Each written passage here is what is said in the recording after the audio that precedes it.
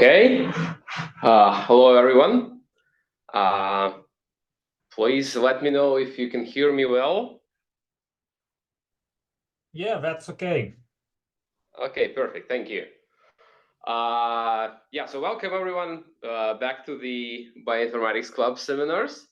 For those of you who have not participated in the previous session, I'll give a brief introduction to what these seminars are. So basically the idea is to talk about the best practices of doing certain things in computational biology and bioinformatics.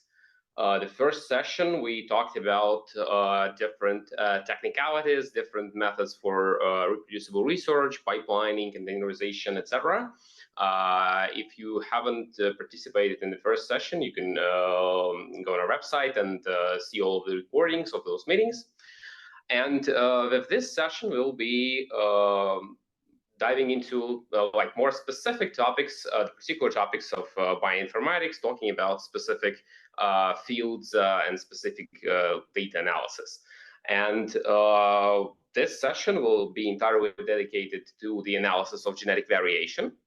And today we begin with the discussion of germline variant discovery with a focus on medical genetics. And next times we'll be talking about genome-wide association studies. We'll be talking about somatic variation analysis. We'll be talking about ancient DNA. So there will be a lot of interesting topics coming on. Then after this session ends, we hope to continue with the other fields of bioinformatics naturally. Compared to the previous sessions, we'll have slight adjustments to the format of the meeting. So we'll have a more of an introduction to the topic by one of our panelists, let's say, by one of the key speakers, and then we'll proceed with the usual discussion. Today, besides myself, we have two prominent people who work with human genetics data sets and who'll be sharing their experience in the topic, which we'll be discussing today. These are Mikita Artomov. Mikita, do you hear us? Are you with us? Yes, I am. Hi, everyone. Great. So Mikita, if you could say a couple of words about your bio, that would be nice. Okay. Basically, I'm an assistant professor at the Ohio State University College of Medicine and Nationwide Children's Hospital. I'm running a computational biology, computational genetics lab that is aiming to develop and use for the tools for the genetic analysis, both of GWAS-like analysis and the rare variant association studies, and use them for uncovering the genetic biases of the diseases on a large-scale data set, such as UK Biobank, FinGen, and other massive data sets in the field. So I'm looking forward to joining the discussion today. Great, thank you so much. Yeah, and also we have with us German Demidov. German, could you please say a few words about yourself as well? Hello, everyone. You hear me? Right, microphone. Yes. Perfect. I got my PhD in Barcelona. I moved to Germany, to Tübingen, and here I'm working in medical genetics. It's a large facility. The city is quite small, but the throughput is quite large. But the last 5 years, I was involved in the project called SolveRD. It's like solving rare disease, which was not solved before. So we were trying to find the bioinformatical issues or some phenotypic or some biological issues, which didn't allow to diagnose people during the first analysis. So we analyzed the data and try to rediscover the causes. That's it. Great, thank you so much. So I'll say a few words about myself as well to finish this up. So basically, my name is Yuri, and I am a graduate of St. Petersburg State University. Now I'm here in Belgrade, running a group at the Institute of Bioinformatics Research and Education. And for the last several years, before 2022, we've been running the same computational group at Bioinformatics Institute. And our focus of research was mainly human genetics. We've done several kinds of analysis, several different projects with different public data sets, trying to uncover both the genetic architecture of complex diseases and also analyzing the evolutionary patterns of within gene variation in humans. And in part, we've been applying all of these methods for solving different problems in medical genetics as well, including rare disease diagnostics. And we've been doing quite a lot of different sort of benchmarking for both wet lab methods and for variant calling pipelines as part of what we've been doing the last few years. Yeah, so that's it. As usual, again, we'll have an open discussion. So please, if you have your experience and you have to add something to the opinions of for the three of us, please feel free to unmute yourself and say what you think about this. Yeah, but we'll begin with a brief introduction, which Nikita will give us about the field. And then we'll be proceeding with the questions and the general discussion. Yeah, so Nikita, the floor is yours, please. Thank you. If you can just as a host enable me to share the screen, that would be perfect. Yeah, sure. One moment, please. Okay. Meanwhile, I'll tell a joke that if I learned anything from observing the panel discussions is that and whenever you get an invitation to one of those saying that you should slides are optional, it's always nice to have a few. Yeah, that's true. Okay, let me check with the settings. So I think I'll have to do it a little bit. Okay, so you can hit wherever you have the share screen, you can hit the button there, and it should enable. Yeah, I see. I think I've enabled it just. So please try again. Let me try it. Oh yeah, works perfect. Great, thank you. Okay, and you guys should be able to see my screen now. We see your screen.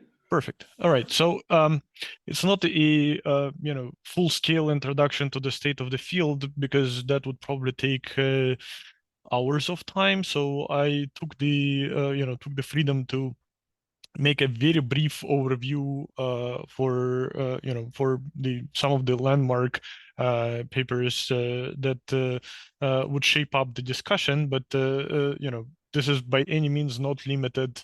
Not an extensive overview of the field. It's just a few examples to facilitate the discussion.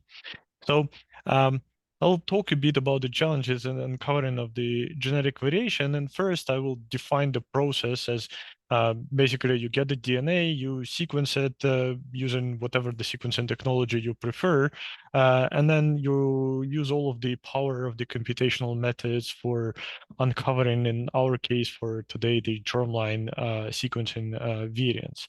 So, GADK is one of the landmark and first tools for solving this problem.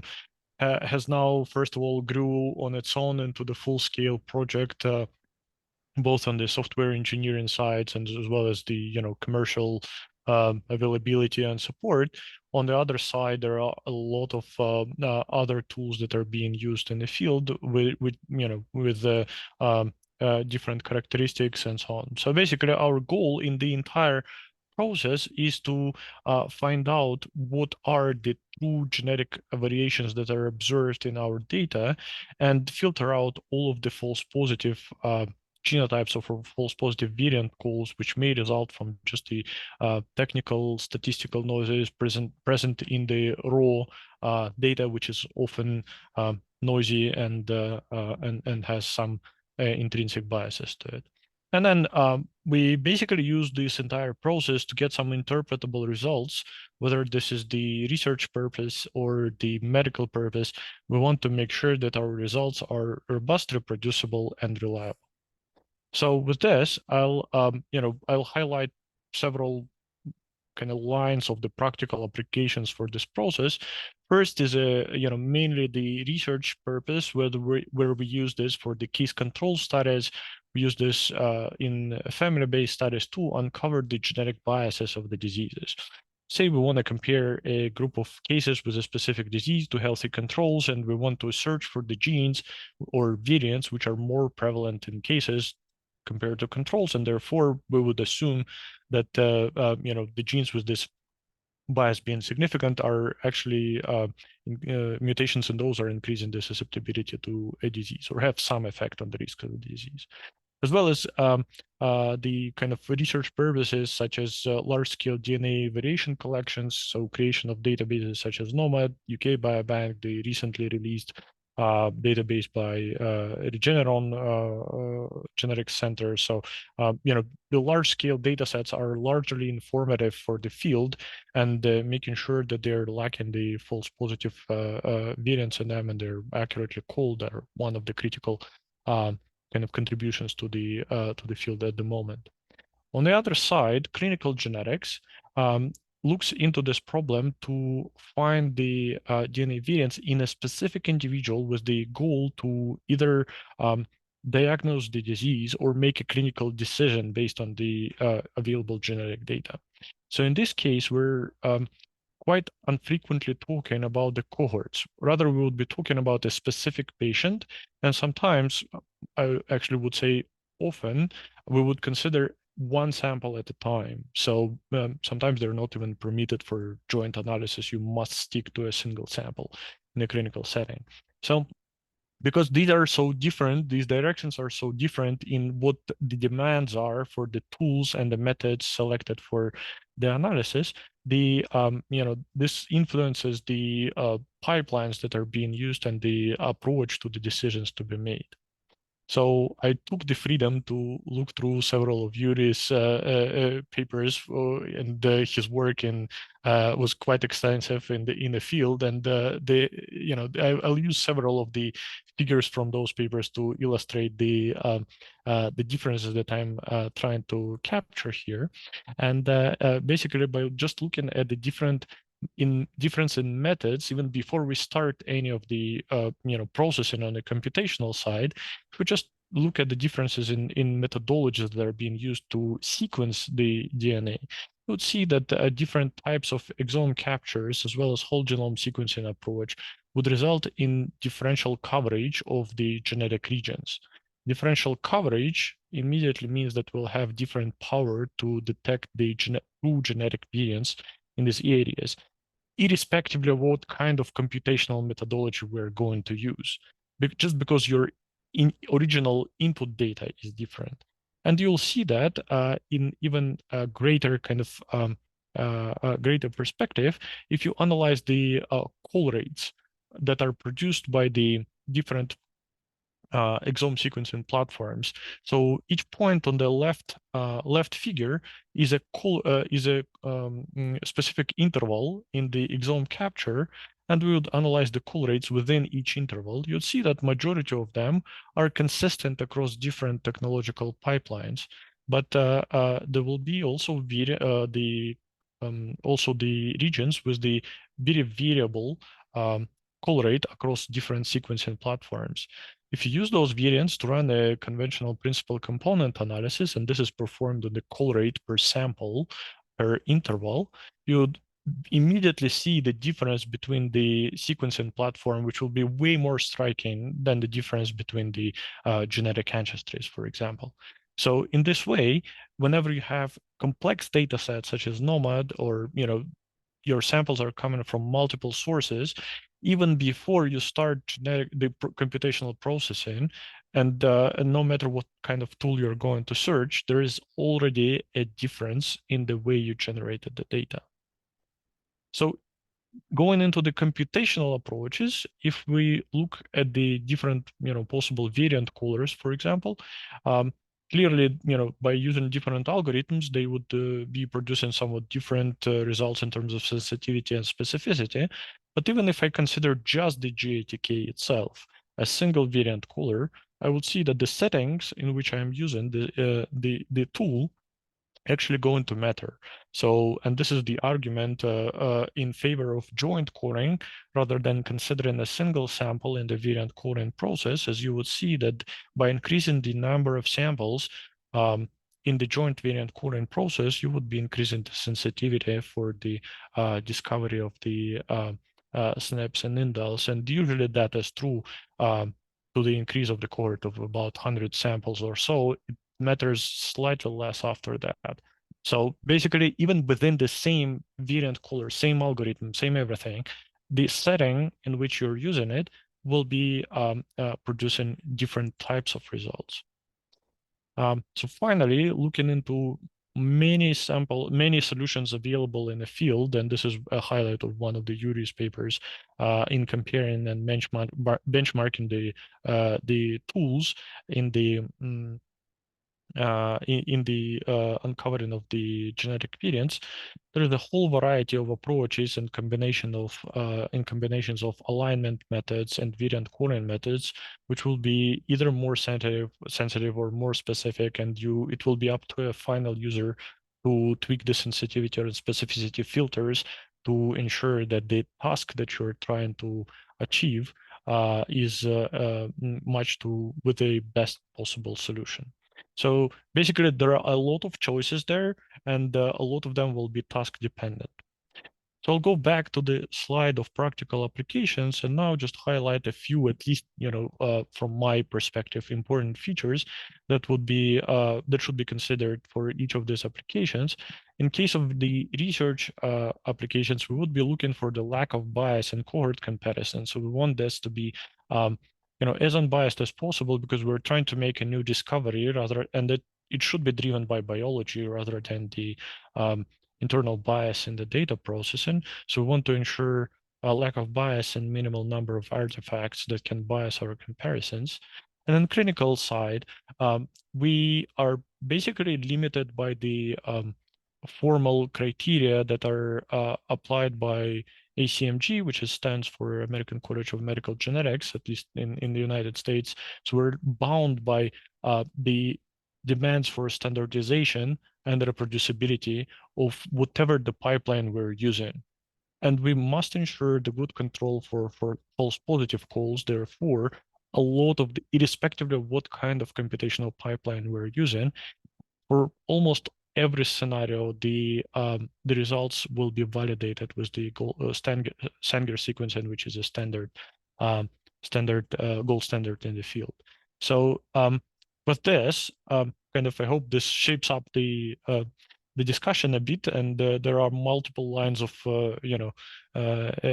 questions that we can discuss across this very brief intro. And I think we can just open the mic for questions and discussions. And German, Yuri, feel free to add any thoughts to what I just introduced. Thank you so much for this intro. Yeah, I think that we can really jump into the discussion right away. And maybe I could put on the screen, so if this concludes the slides, maybe I could put on the screen another figure, which I think may be sort of an illustration and for some of the discussions which we'll be having.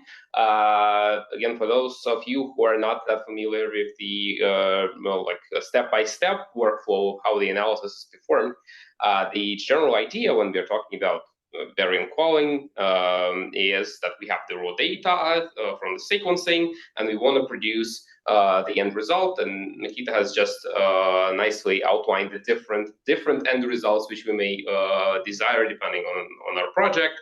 But if we talk about the disease diagnostics, the medical genetics, our end goal is the diagnosis.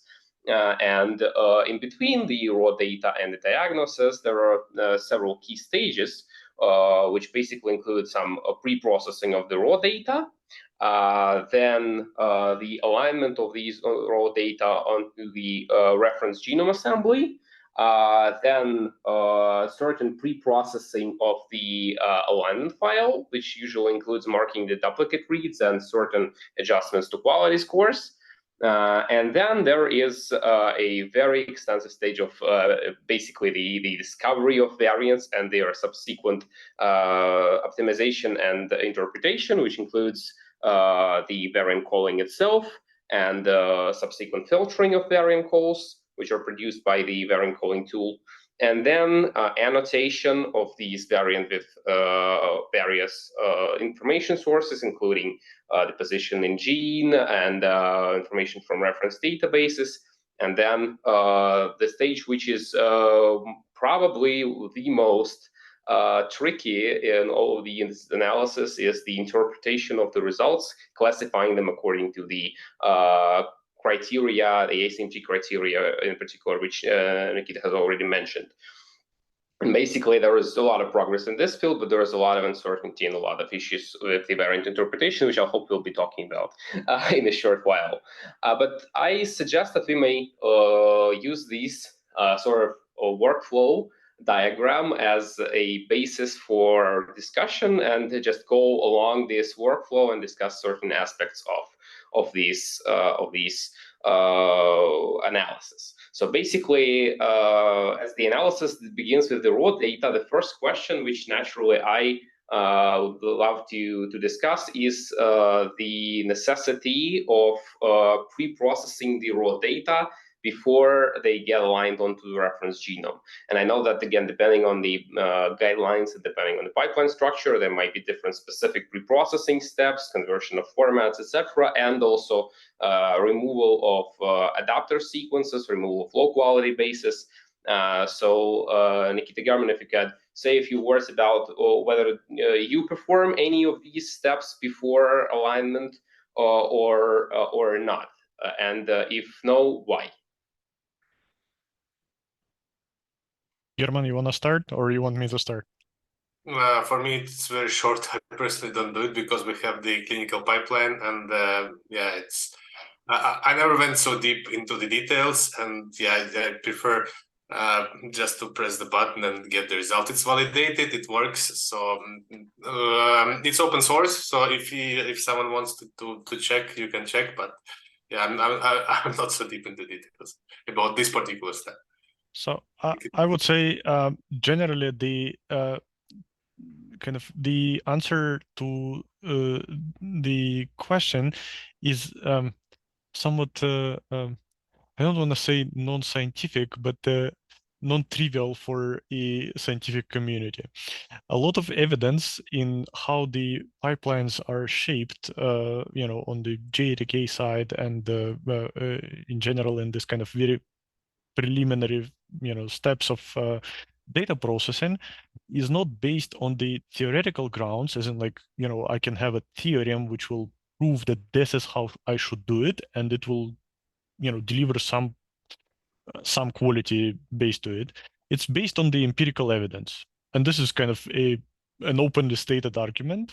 So why in JDK, for example, recommendations, I'm going to refer a lot to JDK and apologize for that in advance, just because this is the tool I kind of grew up with as a scientist. But generally, in JDK guidelines, it specifically says that you should not be performing the read treatment, for example. So marking the duplicates makes sense just because you know that this is the sequence, which is not, the sequence content that you need to trim. So in that way, that is kind of an easy simplification for your pipeline. But trimming the reads, empirically, it has been shown that it does not, if you process large enough number of samples, whether you trim the reads or whether you have not trimmed the reads, is not going to matter for your, sensitivity and specificity outcome for the variant detection. Is it an accurate argument? Empirically, well, it makes sense. How it should be, justified robustly based on the, first principles of alignment, variant correlation, and whatnot. I'm not sure anyone actually looked into that question. A similar, going further, a similar trick is applied to, modifications in the pipeline. So do we, realign the indels? Not anymore. We used to do that 5 years ago. We're not doing it anymore just because the empirical evidence suggests that there is no point in doing that. So that's kind of my perspective on that. We don't have it as a part of the pipeline. And, so far, I don't think it has been introduced in the clinical pipelines. Yeah, thank you. Yeah, just adding up to what you've said about the empirical evidence, I generally tend to agree with this argument that if there is an empirical evidence that something works, then it's a good standard and a good starting point to do it this way. But in particular, with regard to retrimming, for example, I could show, and this is also a part of our study, which is now at bioRxiv, and hopefully will be in F1000 research in a while. This is the analysis of how the removal of adapter sequences from the read data affects the results of variant calling in terms of the number of detected true positive variants. And this analysis is all of the benchmarks, including those which Nikita presented earlier, is actually performed using the genome in a bottle gold standard data, which are typically used for benchmarking and evaluation of pipelines. And here, this picture just illustrates the number of true positive variant calls in data that are in which the adapters were removed compared to the raw data without any retrimming. And as can be seen here, so the plot is separated in terms of the type of variant. So here we have the indels, here we have the S&Ps, and here we have the total, the sum of the two variant classes. And we can see that the difference is extremely minor. So in some cases, we get one or two more variants. In some cases, we lose a couple of variants after we remove the adapters. We're talking about true positive variants, of course. So the idea is that naturally we have very, very, very limited, if any, effect of, for example, the adapter removal on the results of the variant calling. So that's the motivation of why I also do not perform retrimming as part of pipelines which we use and which we used before. And initially, that was also motivated by the best practices. But after we performed our own analysis, we now know with greater certainty that this is not affecting the results in any significant way. So that's just a piece of evidence which I could show regarding this this step of pre-processing. Well, I have heard from some people, especially on certain human genetics conferences, an argument that in certain cases where you have data which are extremely of extremely low quality for some reason, then the trimming may be of a greater effect. But again, I have not seen any such dramatic effects as have been, let's say, advertised by these people in my own practice. So that's why I think I have to say that there are people who believe that these cases exist. But yeah, I've never seen anything like that myself. When the quality of the raw data is, but in terms of, again, the sequencing quality, was insufficient. Not talking about the library prep, which is more of an important thing in my opinion. I mean, in logical sequence, it would make sense that if your input to the computational pipeline, whatever comes out of the sequencing machine, if that has the quality issues, then probably fixing the pipeline is not what computational pipeline is not what you should be starting from. So I would go back and see whether the sample prep, extraction of the DNA, or any of the technological, wet lab steps may be improved to increase the data quality at the moment when it comes out of the sequencing machine, rather than fixing the messy data with the computational tricks. Because if you know upfront that the data is of the low quality, your final step with whatever the discovery you made must be the Sanger sequencing to validate whatever you have discovered. Otherwise, it sounds a bit sketchy to believe in the results produced with such data. Yeah, I agree with this as well. Yeah, thank you.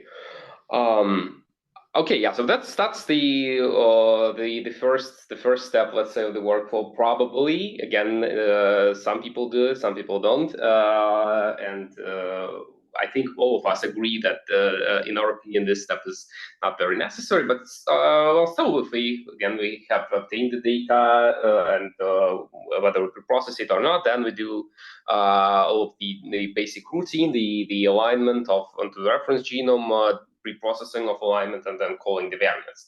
And Mikita has just mentioned the GATK best practices pipeline, GATK best practices workflow, and I think I maybe have to also say a couple of words about it. So the GATK stands for the Genome Analysis Toolkit, which is basically one of the I shall not say one of the, I shall say the most popular tool to perform variant calling in human genome and beyond human genome. And besides the tool itself, the authors have a very extensive set of recommendations, the best practices for how the analysis should be organized, and they have very nice diagrams of how these workflows usually look. So this is basically a GATK best practices workflow for germline single nucleotide polymorphisms and indels, which looks like this. And one of the essential parts of this guideline is not only the inclusion of some specific steps like the base quality score recalibration, which I've briefly mentioned earlier, but I think the principal and important thing about the GATK pipeline, of course, is this idea of joint calling. When you do the analysis not for a single sample, but you do the analysis for a set of samples, and then you run all of the upstream steps up until the final genotyping for each sample separately. Then you do the joint calling and obtain a single VCF with multiple samples. And then if you need to do the subsequent interpretation, you either just select a single sample out of these results after you've performed all of the necessary steps of variant post-processing, or in case of cohort studies, you just use this VCF as a whole, basically. And as I said, this is the principal part of the GATK pipeline, is this joint calling step. And here I'd like to talk about the general idea of how do we choose the approach to variant calling. How do we choose the variant caller, the strategy, cohort versus single sample, what might be the cases to prefer single sample, if any, and what are the guidelines for constructing a reference cohort if again, some of these could be formulated. So that's this is what I propose as the next question. So basically, why and how do you personally choose a analysis strategy and the core pipeline, including the variant caller and single sample versus joint calling strategy? Yeah. Mikita or German? Yeah. I'll give a brief perspective on that. So generally, in saying which variant caller should be selected, so the one which delivers the the best results for the task that you're thinking of approaching. So if it's a clinical sequencing, then you need the best possible performance on a single sample, because I'm kind of touching the second part of the question as well. In general, solving the joint variant calling problem for many samples at the same time is always going to produce more robust and more sensitive discovery for the genotypes. The situations when you cannot perform that are mostly limited by the consent in a medical setting. So if a sample is not permitted for processing due to ethical reasons or whatever are the legal limitations for using this, if it's not permitted for processing jointly with other samples, this is when you're limited to a single sample processing, and then you should be selecting the appropriate variant caller, and this may not necessarily be the gold standard ones. So if you're solving the problem for multiple samples at the same time, and it's a research a project and whatnot, so then you probably want to tune it to, the specific type of variation, which you want to see in your disease of interest. And by saying that, I'm implying that all of the variant coolers in generally are tuned to a greater sensitivity so that you don't miss anything. You get a lot of false positive in the first output, and then it's up to you or for post-processing steps with the refining the variant calls to filter out the likely false positive variant calls. So in that retrospective, for the research purposes, since you're going to most likely use the public databases for that, such as Nomad and so on, it may make sense to use the same algorithm as what was used in the large scale data sets. So, and that presumably will be GATK. For clinical sequencing, a lot of the hospitals would use their in-house pipelines, such as, we have a local pipeline which does not rely on GATK, relies on a home built tool that were, tested, validated, taken through the, necessary certification and so on. So, and I think this may be the case for, for other hospitals as well, just because the every letter of the code that was put into it. So it kind of gives a bit of a more responsibility and control over the output. That's kind of my perspective on that. Great. Just a short follow-up. So you say that you have your in-house pipeline, and that includes just a whole custom tool. So that's not one of the published tools. That's something which was written as part of this like in-house pipeline. There are some steps which are, so alignment is, we wouldn't write our own aligners and those kind of things. But the variant calling and data processing, yes, it is streamlined through the in-house tool. So basically, and this is the main reason for that is that this work is in clinical genetics is not necessarily done for publication and and research means. It's mostly done to ensure that the we deliver the reliable, robust variant calls which can be used in clinical decision making, which kind of implies a substantial component of liability, legal regulations, and so on, which are generally not considered in the any of the research publications. And this is just a different perspective on how we use these tools and why they're so different in the way they're built. Okay, yeah, thank you. That's a legit point. Okay, so German, could you please tell us a little bit about your approach to choice of tools and whether you do any or everything in a single sample or everything in a cohort, and basically how it's organized in your case? Yeah, I think now for many labs, the answer is nowadays is quite clear which color to choose. They just buy Dragon. And they just run everything through Dragon, and we know that Dragon works really well. So about the experience, this project, which I was involved in Solvardi, is basically a collection of the data produced in the whole around Europe, like Italy, Britain, Germany, France, wherever. So they produce with their own sequencing kits, their own approaches, Illumina sequencers mostly.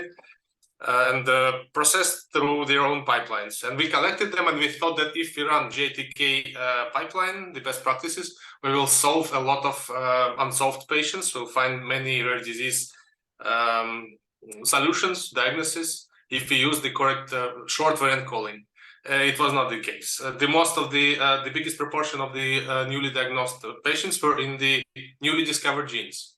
So the patient was analyzed 5 years ago, and during these 5 years, there are many other genes discovered, and now we reanalyze them, and with these new genes, we were able to diagnose them now. And with the variant calling itself, is technical quality of variant, it was not I don't remember the exact number, but it was a tiny number.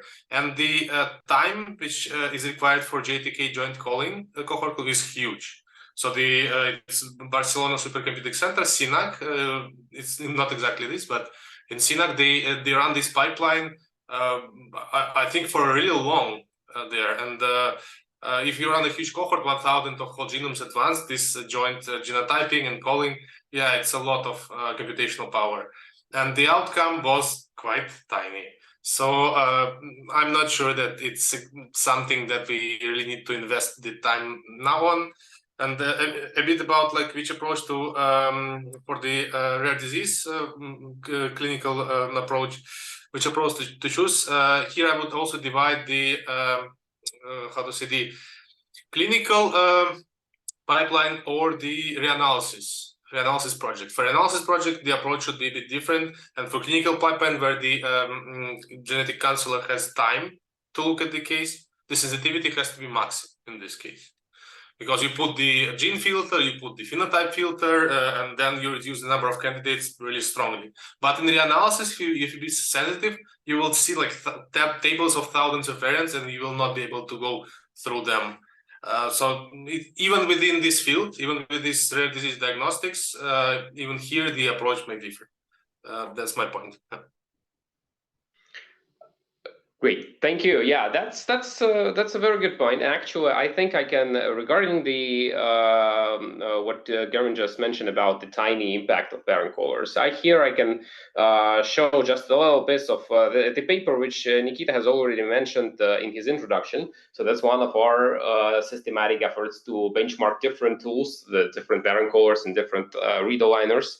And here we have just a summary table of the results with the median scores for different tools. In this case, these are the variant callers, and we have a range of them applied to the whole genome sequencing data and whole exome sequencing data. And here in bold, we have the largest scores. But you can see that generally, if you take this column, which shows you the F1 score, which is an average of sensitivity and specificity, well, more accurate with precision and recall. But the idea is, again, this average is the overall proportion of true positive variants. Here you can see that the scores, even though the deep variant, which is a tool developed by Google AI, basically performs better than others for most types of variants and types of data. You can see that the difference between the deep variant and the other tools, especially, like for example, here you have the score of 0.99 and 5 here, and 0.99 and 3 here. So basically, they're much less than a percentage point, less than a half percentage point. So this difference may matter indeed in clinical settings. And I tend to completely agree with the argument of German, and I think Nikita has also mentioned that in the clinical setting, you really do care about sensitivity much more because you don't want to miss a variant, and maybe it will be like easier and better to check and validate a few more false positives, which will turn out not to be true variants, but will turn out to be some noise variants. But it might be a little bit better, or even not a little bit, but just generally better than missing variants, which will result in missed rare disease diagnosis. And this generally means that, of course, you like probably to use the most sensitive approach, which is valuable. And remember this in the medical genetics context, but the general difference between different pipelines is, of course, quite subtle. If we do not take into account the older tools which have been developed, let's say like during the early stages of next generation sequencing, if the tool is like 12, 15 years ago, it was developed at that time, it is very likely to perform quite badly. And this is the case, for example, for Freebase, which produces quite bad results with these gold standard data, and both for exome and genome. So summing up, I do agree with the idea of maximum sensitivity for clinical practice. And generally, I also agree that the overall impact of the choice of variant caller is somewhat less compared to the overall impact of the lack of knowledge in rare disease biology. But before we proceed to like discussing other aspects, including annotation, including interpretation. Just a few words about the processing of the variant calls, because okay, we've used some of the methods. We use the most sensitive approach, or we use Dragon because it's also pretty sensitive, and we get the results. And then the question is, what is the appropriate strategy for variant filtering? Because this borders a little bit with this annotation and interpretation story, because that actually is the question of how many variants, how many false positive variants, let's say, a person who will be interpreting the data will have to look through. And so then the question is here, so do we apply certain filtering strategies beforehand when we talk about the clinical applications, or we do not, and we leave it for people who will be doing the subsequent steps, including inspection of the sequencing data during interpretation and wet lab validation subsequently.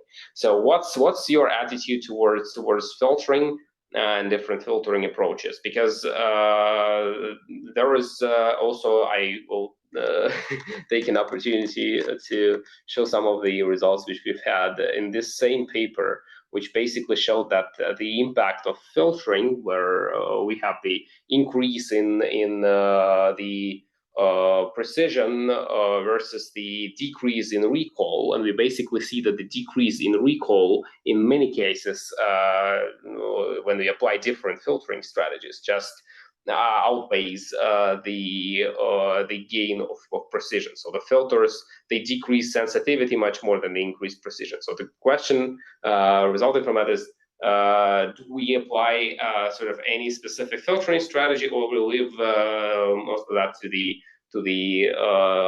interpretation stage? So what's your opinion on that, on this matter?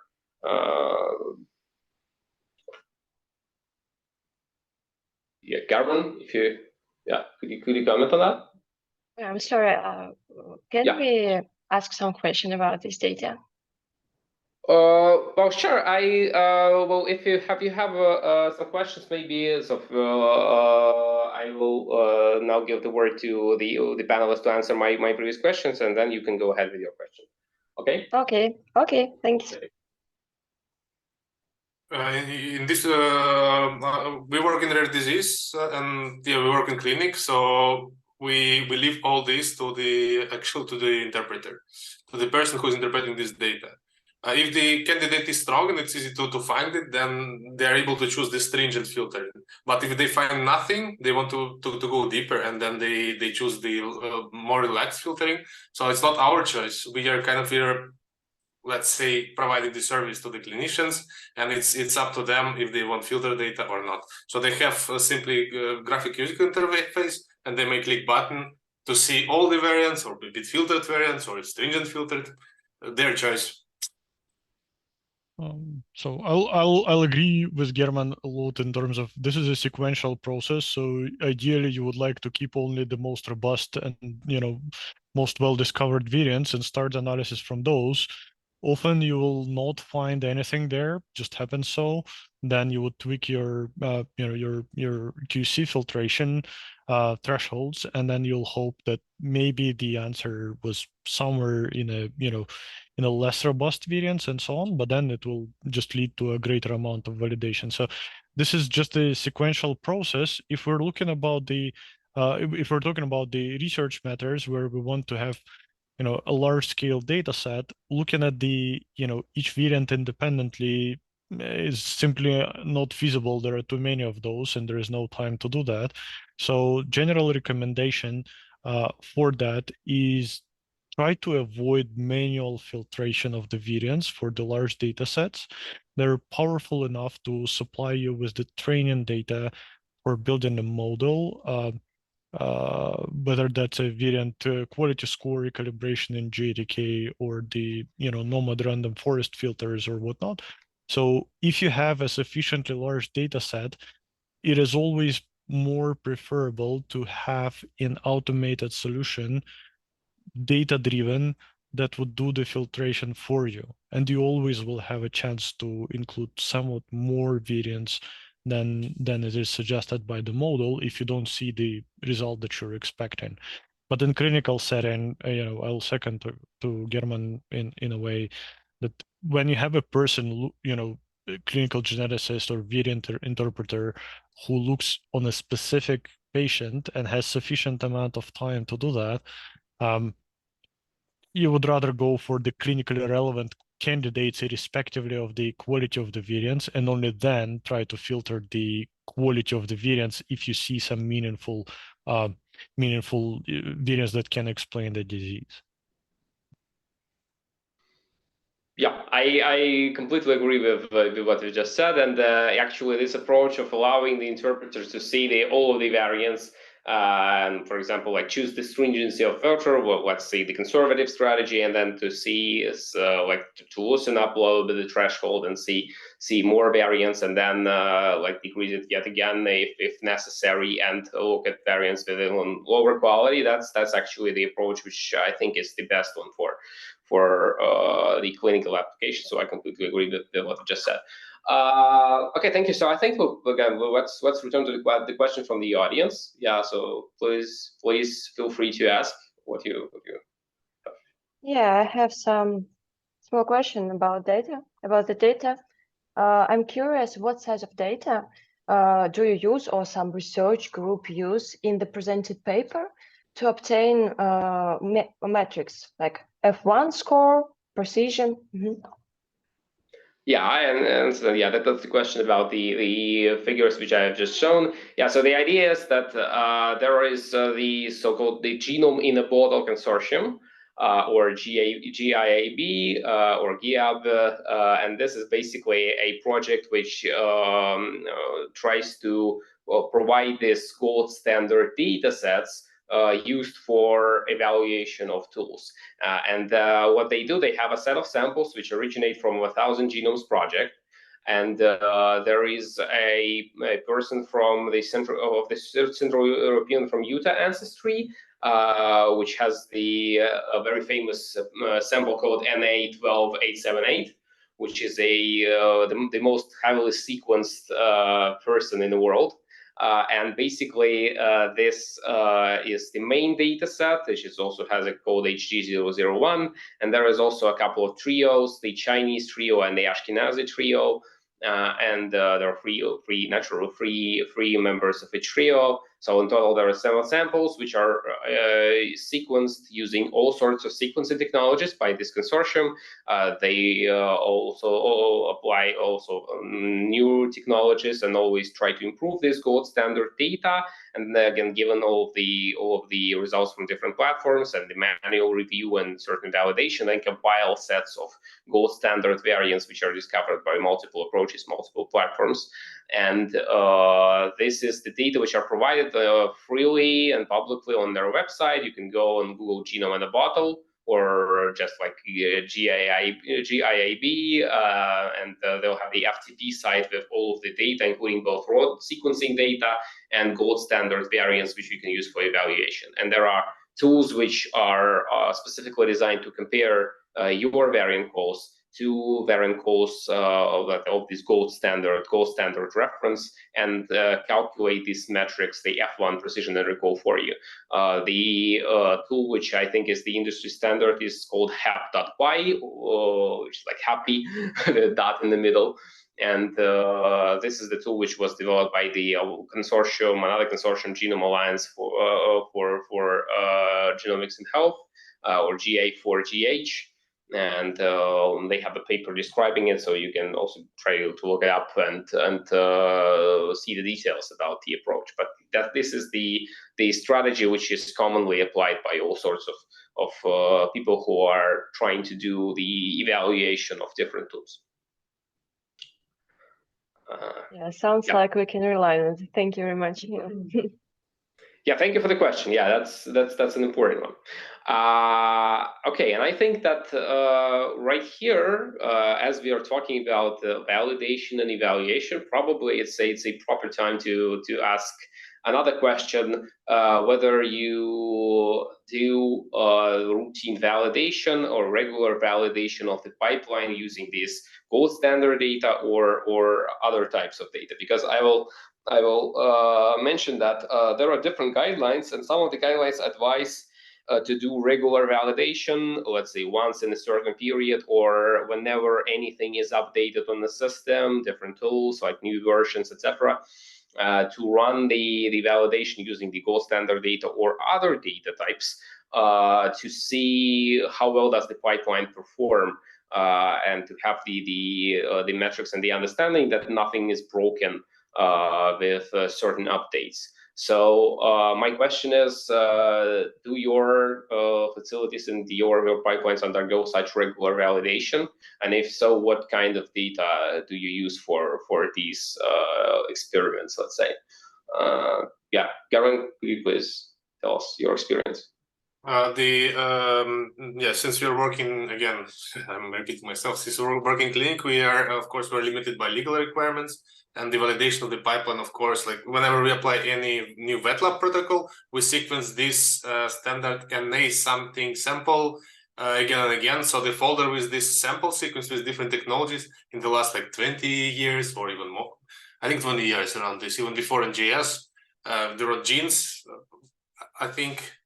In the beginning, probably it was not this sample, probably it was some other sample, but the validation performed each time something changed in the wet lab. With bioinformatics, I think we don't change the versions of the tools frequently. We change them really like, I don't know, like once per year maybe. And then, of course, you run the same validation sample, and you must prove that the quality is not worse than before. That's absolutely must, and we are obliged by law, let's say. If this validation is not performed, we can perform research sequencing, but definitely not diagnostics. That's all. I think the difference between the EU and the United States is not too dramatic in this field. So whatever is used clinically must be standardized. Moreover, very similarly to German's hospital, we perform exactly the same steps. Nothing can be changed in the pipeline, without the certification. Maybe the certification is, at least from, I'm not directly involved in the process of, administering the pipeline and so on.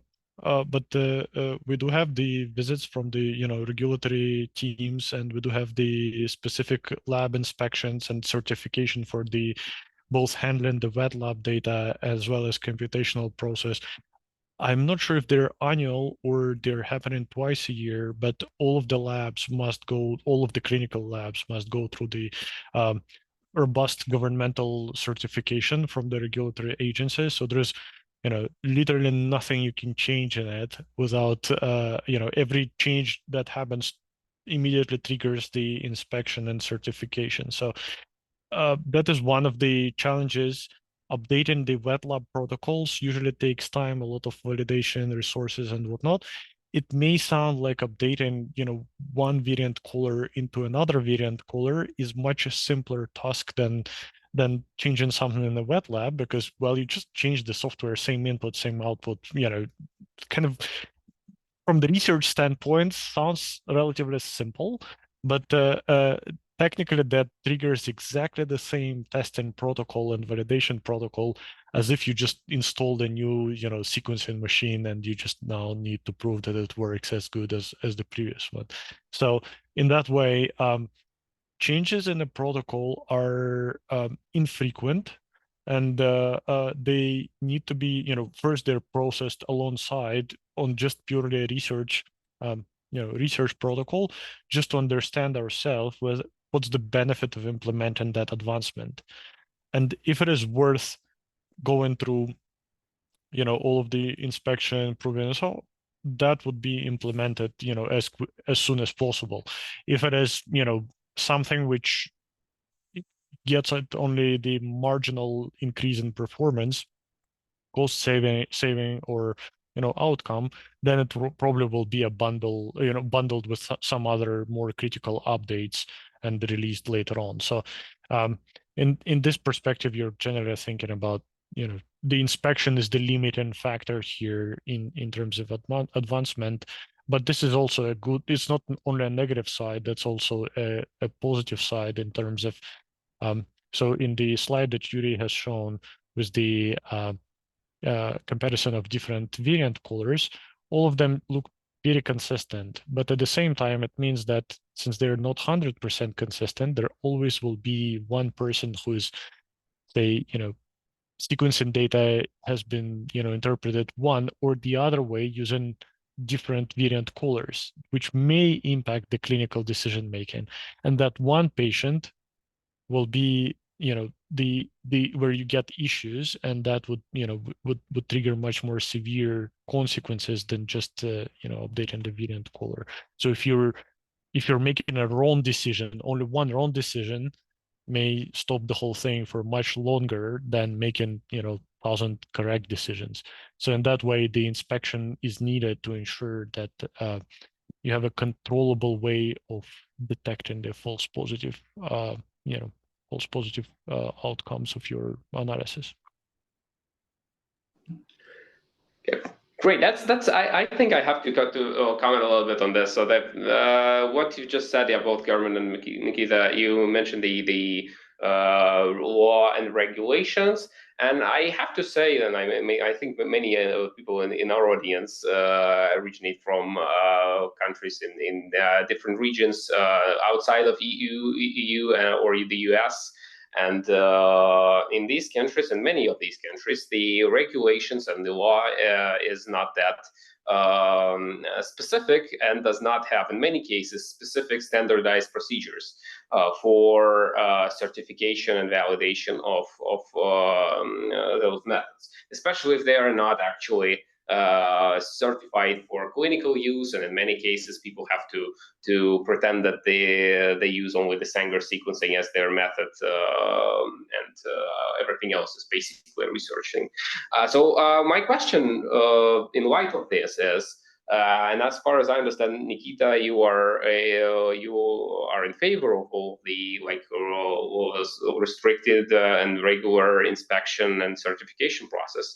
So my question is, for those places, for those unfortunate places who do not have the inspections and regulations, which are very specific, do you consider that avoiding the updates and doing the same kind of thing, that you change things only if you see that they should have a profound impact, a significant impact on the results?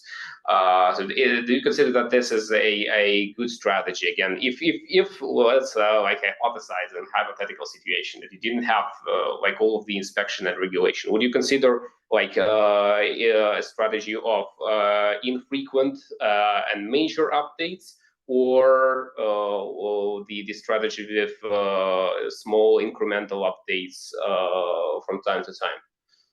I mean, here I would probably circle back and say that if the law, the development of the law base to deliver personalized medical recommendations and whatnot, if the pace of development of the law base is slower than the pace of developing the tools and the resources available in the hospital, it means that no results should be returned back to the patient until the pace is matched.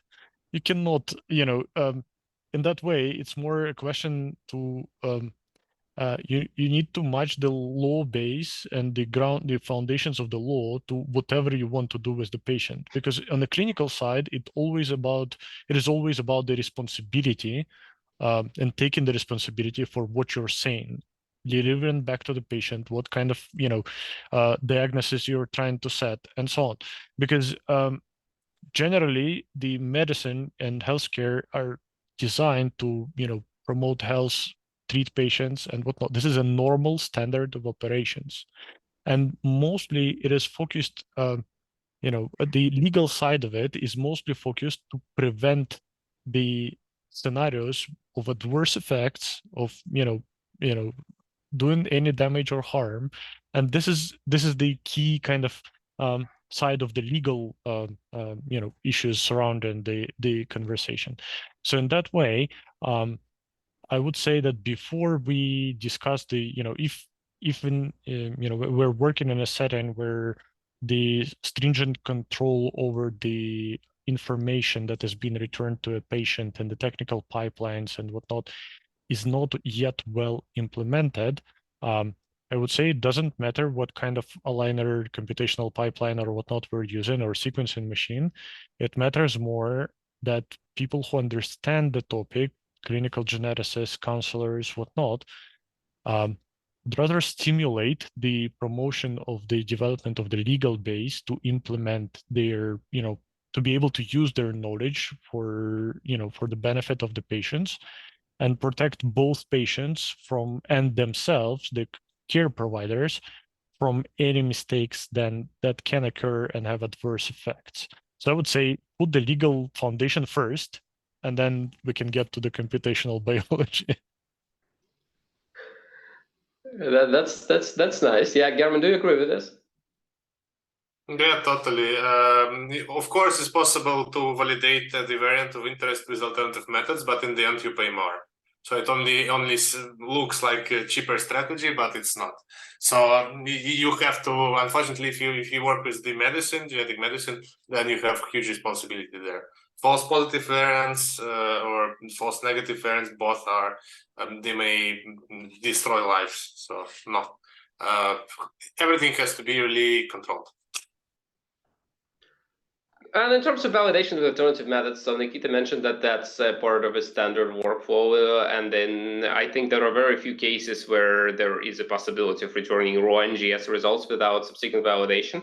So is that the same in your case? So basically, I suppose it should be.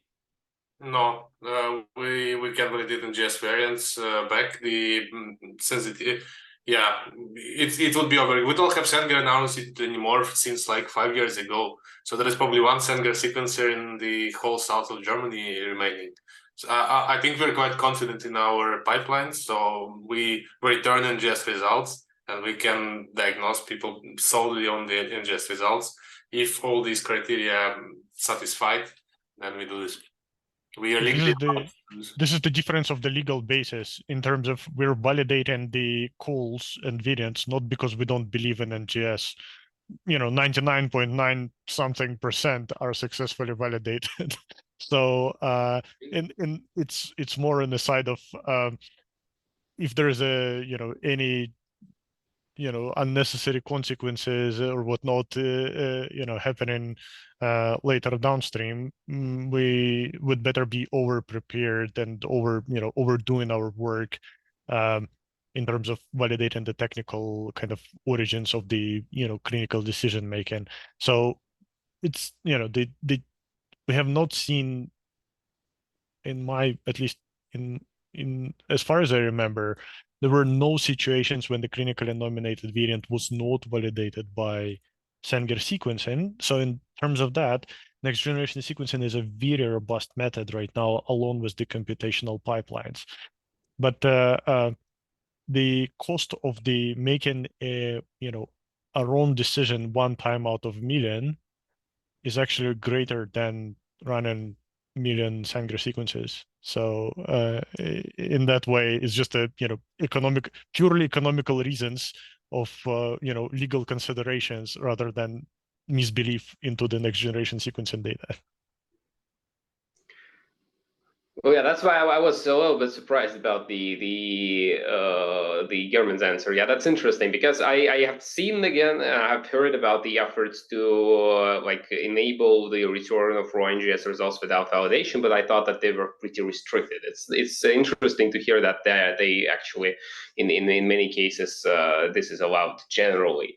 Not an exception. That's an interesting perspective. I will add a bit. If the variant is obtained with some other sequencing, for example, a direct to customers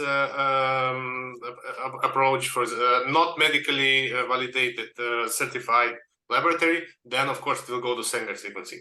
If there are doubts that the variant is not good enough, like allele balance is not good, quality of reads is not good, the mapping is not good, in any case of doubt, the variant will go for Sanger for validation. But in most of the cases, when the variant is really good, the phenotype is matching, no, we don't perform any sequencing anymore. I think another reason is economical. So we cannot keep that many stuff. We are quite understaffed here, and keeping the facility of Sanger sequencing is quite costly there, and the throughput is quite low. So I don't think that even the insurance system here can keep up with validation of every variant with Sanger. Oh, thank you. Yeah, that's an interesting thing. Okay.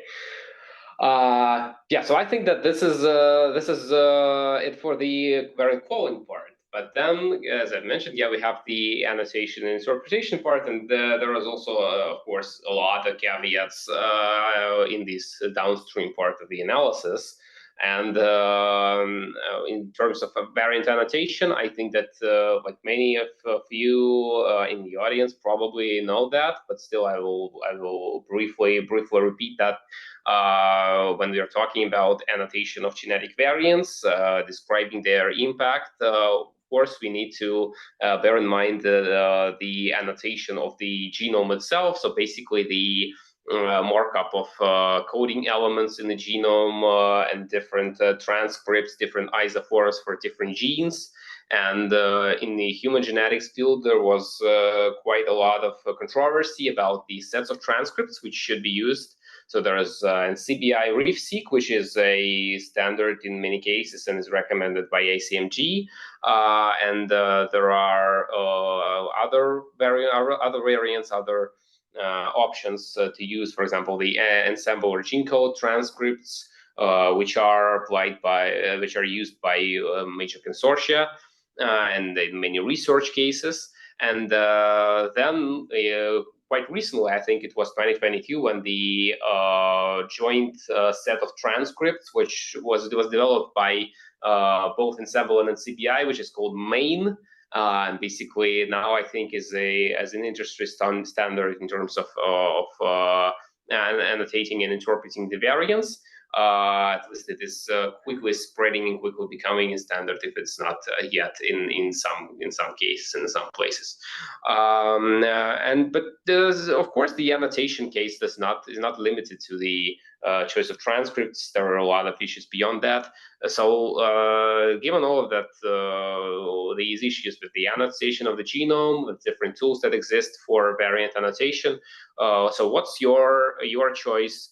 First of the tool which is used for variant annotations, because they are different. I know that many people use, for example, ANNOVAR, and many people use variant effect predictor, and people differ in their choices. And secondly, whether or not you use any additional data sources in addition to the standard, let's say, bundles and caches which are provided with these annotation tools. So this is the question about annotation that I think I'd like to ask you. So let's start with Nikita on this one. So what's your choice of tools and resources for annotation? I mean, for research purposes, we would usually go with the variant effect predictor, just because there's a lot of functionality that we use, for example, for the missense, effects, which are associated with how, not just how conservative the variant is, but how large of the deleteriousness we should expect from it. So, alpha missense gave a lot of boost in this area, but before that, we were using things like MPC scores, like missense badness, polyphen, and constraint scores on the missense variants. Things like Lofty for high and low quality protein truncating variants and so on. So there's a lot of functionality which enables you to filter out the likely benign variants. And by benign, I mean specific to a particular disorder. So if you're looking for a highly deleterious phenotype, such as intellectual disability, you would probably eliminate almost all variants that may be seen in any other cohort except your cases. So those kind of things. So in this way, my definition of benign is kind of context dependent. So in that way, I think variant effect predictor was providing us with the greatest, flexibility to do so. We, in terms of clinical kind of approaches, we as a complementary annotation, we often would use the local kind of in-house database of variants that were seen in any of our sequencing protocol. And the reason for that is that if this variant has been ever seen in individual with this or the other disorder, we would highlight that upfront because this data is not going public, so there's no way to extract that from the external annotations. Or moreover, if this variant was seen before and deemed to be non-causal, benign variant, and it was seen only in-house cases, then we would also highlight that. Sometimes we use the annotations which are bound to the FIWOS analysis, and you can find that from UK Biobank, for example. And now I'm talking about the exome collections from the UK Biobank. So you would get the, some knowledge of in which phenotypes this, this variant may have some statistical evidence of being involved in. So that's kind of a brief summary of how things are, which things are being used. Okay, yeah, thank you. And do you use the main annotation in terms of the transcript set, or do you stick with GenCode? We still are using the ensemble annotations in the research side, just because the majority of the data sets have been, pre-annotated at the time of construction, and then changing all of the analysis pipeline and like semi-analyzed data into a new annotation is always a big challenge, both not just time-wise, but also computationally. And all of that drives the associated costs to cover computation effort and whatnot. So generally, I think we may switch to that in the in the projects that are starting just right now. But all of the previously generated data so far has been using the ensemble annotations. Thank you, German. What's your options? Very similar. The approach is super similar. What I know that in our bioinformaticians, the industry part, and more like the research part, they rewrote VEP in C, I think, or in C++. So basically, they found some bugs there and they reported them, and they were not fixed. So they rewrote everything. There, yeah, we use VEP. Same thing. Custom annotations, indeed. Alpha missions, indeed. We use it. So same approach. Here. Okay, yeah. So basically, with regard to in-house databases, also just a brief follow-up. Yes, in terms of, I know that almost any lab which does analyze huge, or at least some number of patients, they try to maintain some sort of an in-house database of like recording which variants were seen in particular patients. So my question is, so do you use these ones, and if so, like, do you have some custom solutions for this, or do you do something based on joint calling? Because again, I've heard people who are doing it both ways, because joint calling naturally provides an opportunity to see if a certain variant was called in a particular patient. You will be able to see that it was not just not called in any other patients, but you'll also be able to see like the whole set of genotypes and all of the necessary information about these genotypes. But joint calling is, of course, a complicated task if you have heterogeneous sample sets. They were prepared with different sequencing technologies and different time points. So this might be a problem. So I'd like to know what is your approach in this regard? If you do maintain any sort of in-house databases or like records of variants which you've seen in your work, what methods do you do this? Generally, the joint calling is not common in clinical sequencing, and the reason for that is that we usually would go for the whole genome sequencing. And once we have that, you have one more sample. Do you rerun the joint variant calling on all the previous sample plus one, or you wait for a collection of 100 or another 1,000 samples and so on? So, and at a certain point, so the data size, so the clinical sequencing protocols have been running in a hospital for almost 7 years now, if not more. So we have a decent number of whole genome sequences, and just rerunning the whole genome sequencing wise joint variant calling by itself is going to, in purely computational costs, is going to cost quite a bit. So, and the benefit of that has to be proven. So before somebody would actually go and pay for it. And instead of that, we would rather keep the reports for every, clinical reports for every case, where you would know what prospective variants were identified, how many of those were, identified as potentially, having clinical significance, and if any of those candidates were, not considered further because they were determined to be benign. Why did that happen? So you'd rather keep a database of variants and outcomes rather having a, huge joint VCF file, which, has to be regularly updated somehow, and that becomes a laborious and, cost prohibiting endeavor. So it's basically a database, like, think of this as a large Excel file with the, variants and outcomes, basically. Okay, German, do you have something to add to this, or? Absolutely same approach. We don't do joint calling at all because it takes too much time. We have a lot of invested a lot of money in servers, but still we cannot afford to performing this cohort calling. No, we do sample by sample and collect exactly the same way as Nikita said. Yeah. For the research purposes, though, the joint variant calling would be essential. So for those samples which are permitted for the general research, we actually do run the, on the dose subset, we would run the joint variant calling, presumably with controls, and create a, unbiased, robust data set. But this is not a, a part of the pipeline. This is basically, more specific to, particular research projects and having the associated funding for that specific, disease or research. And this is what is being used, the Manforce, the resources, the funding, and so on from that project would be used to, deal with the clinical data that is permitted for this type of analysis. Yeah, thank you. Yeah, I actually, yeah, regarding the joint calling, I think that very few people, if any, do use it as sort of a way to construct the reference of for the samples that have been analyzed. But well, because that could probably be done with certain data types, it's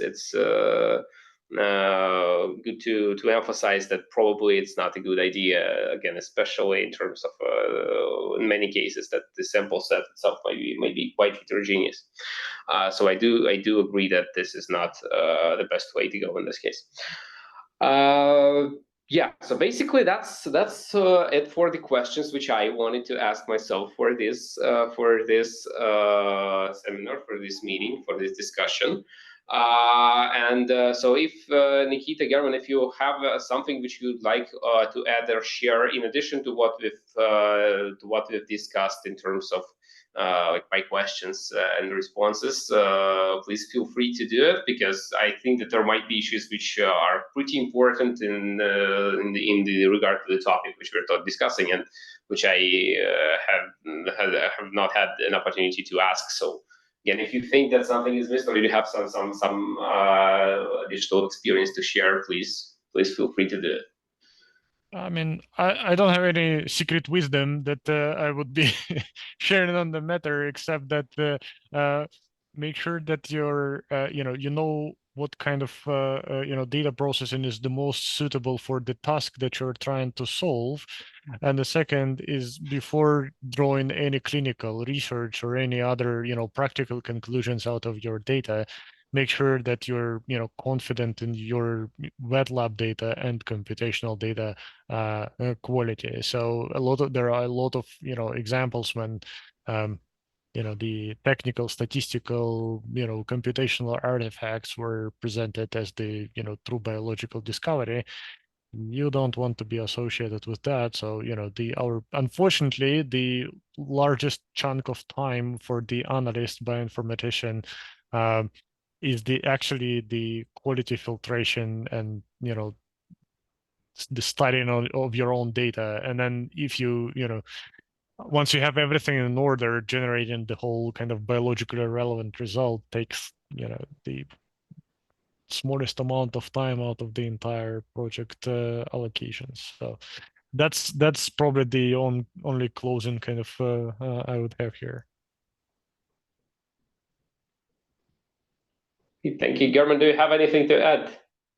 No, it's indeed very important to perform quality control in many steps, and also we need to keep in mind that it's only one floor of the huge building of this clinical pipeline from the beginning till the end, and like running, aiming at the highest F1 score, highest score overall for short variants. I think it's not that important anymore, because there are so many other issues that may appear at the different.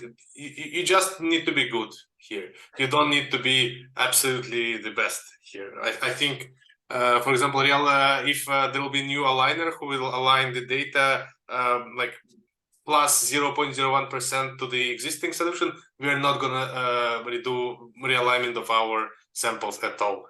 So I think it's the question of compromises also here.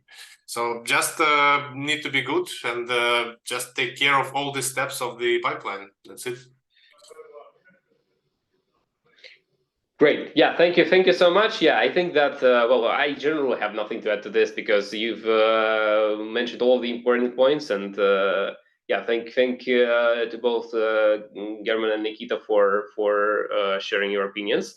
Now, if we have any sort of remaining questions from the audience, then please feel free to ask them, and we'll try to answer these questions, if there are any. May I ask a little question or an opinion? Sure, please. Thanks. Should we take some systems, some frameworks for final data visualization as metaphorically or literally part of our analytical pipeline, especially in clinical setup? Thanks. So you mean that some tools which are like available as a sort of a public or commercial solutions, which do the final steps, or what do you mean? So some tools that aid interpretation? I mean more tools for human interpretation, because we should not miss variants on technical studies, but we too should not mess with variants by bad visualization. I mean. Yes, you mean something like IGV, something like visualization? No, not exactly IGV. Not only IGV. I mean some table tools which are used by clinical bioinformaticians, for example, to interpret final data and construct a final report. Decision support system, right? Which we give to patients or clinical counselors. You mean decision support system? Yes, yes. Okay, I understood the question. Yes, could you share your opinion on that? Yeah, sure. It's I think every large facility has this automated. No one does it in Word, I would say, anymore. Indeed, it does a huge work, and indeed nowadays with the approaches, someone would call them AI approaches, using the machine learning methods this is, for example, matching between gene and the patient phenotype written in HPO terms. The decision support system, they save a lot of time here, and yeah, I think they are very important. The biggest progress probably will be exactly in this area. So my follow-up question is that, well, I think that maybe the original question related also to certain certain tools which are readily available as commercial products or as some publicly available solutions. So basically, what is the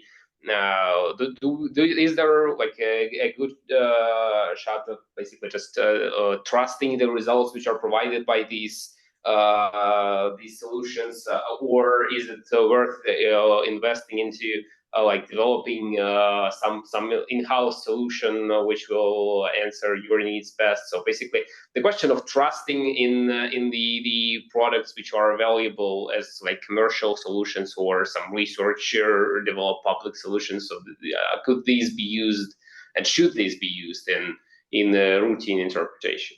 I think I can share experience here. So there is such event called the hackathon, undiagnosed hackathon. So basically the goal of hackathon is to diagnose undiagnosed patients.